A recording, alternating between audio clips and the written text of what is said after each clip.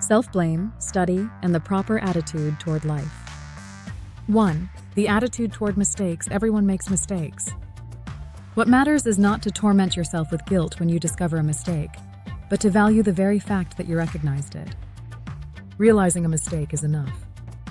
After that, simply return to your usual responsibilities and carry them out sincerely. If your mistake has caused harm to someone else, you do not always need to repay that person directly. It is better to cultivate yourself and contribute meaningfully to society. That is how such debts are properly repaid. The law of nature operates fairly.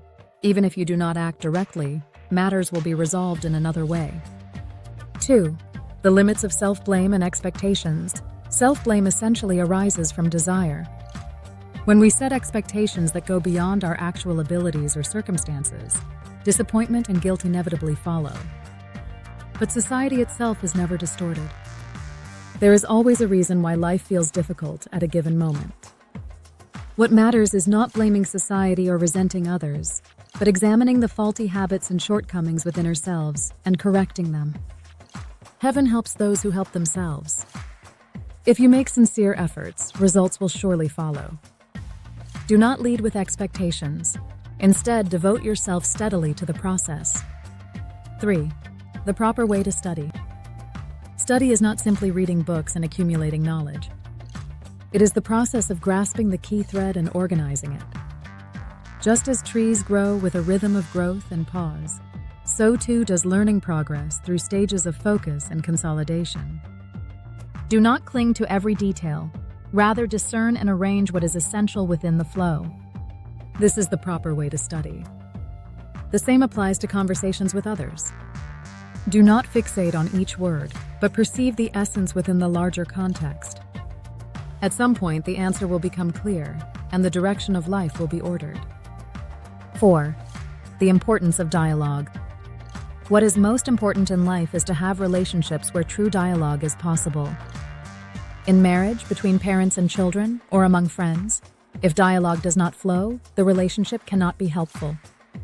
When dialogue is genuine, shortcomings are filled, wisdom is shared, and mutual growth occurs.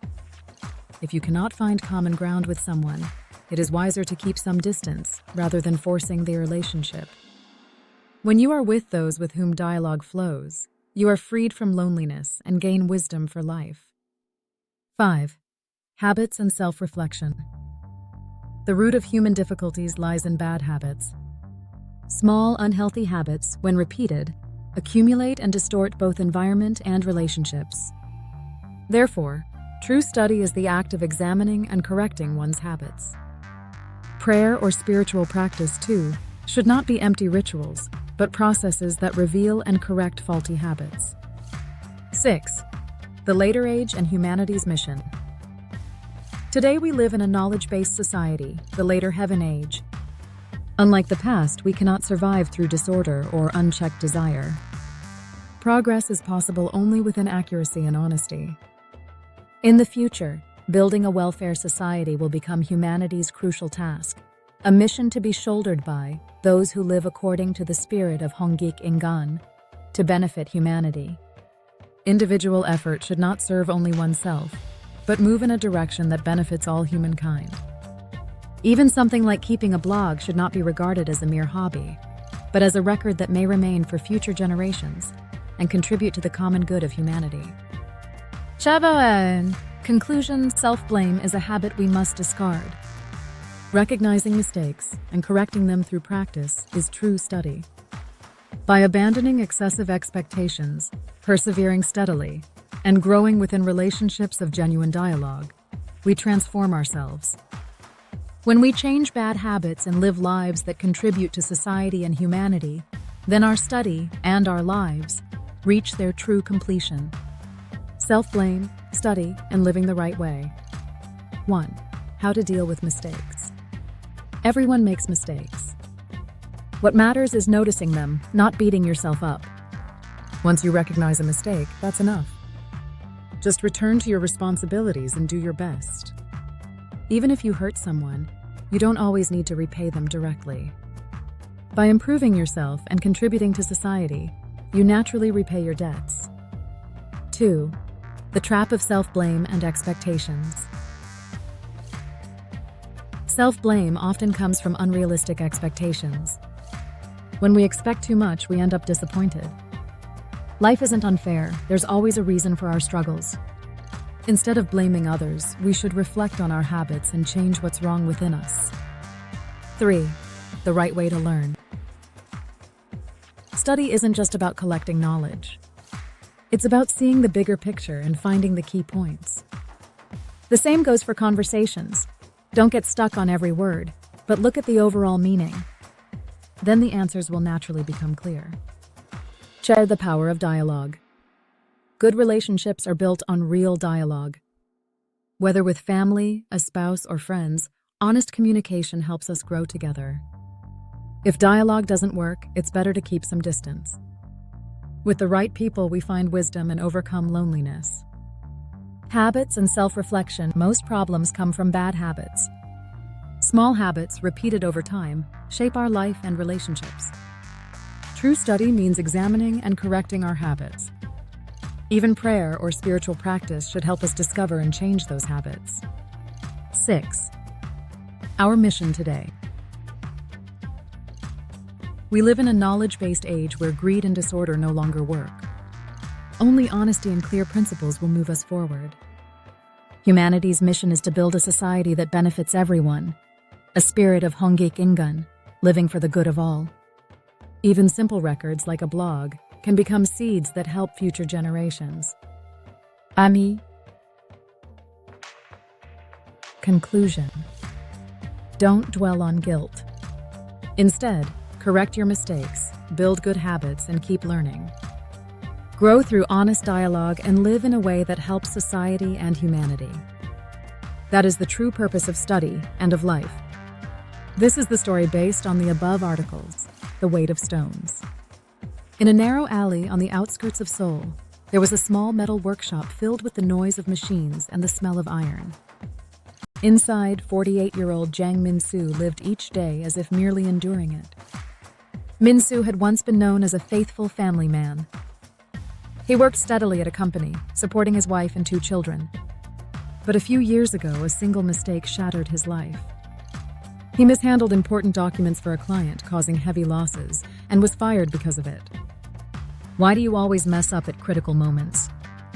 His wife's sharp words pierced his chest.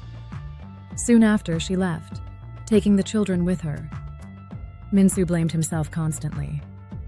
If he tripped on a stone while walking, he muttered, "Of course, I'm stupid."